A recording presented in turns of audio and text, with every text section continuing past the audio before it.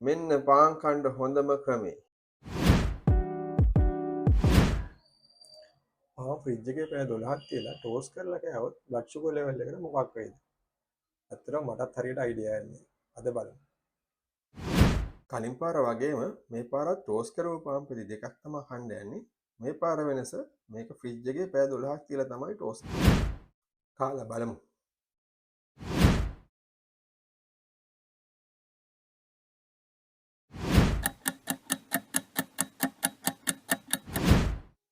හරි දැන් පැය කිහිපයක් ගියා අපි බලමු බ්ලඩ් ෂුගර් ලෙවල් එක කොහොමද වෙනස් වෙලා තියෙන්නේ කියලා. මේ පාර ෂුගර් ස්පයික් එක කීයක් වෙන්න ඇති කියලාද හිතන්නේ? මෙච්චර හොඳ රිසල්ට් එකක් එයි කියලා මට නම් හිතුන්නේ නැහැ.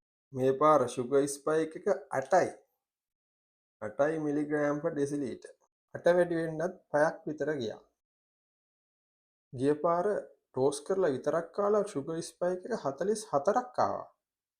මේ පාර ෆ්‍රිජ් එකේ තියලා ටෝස්ට් කරාට පස්සේ ෂුගර් ස්පයික් එක ආවේ 8යි.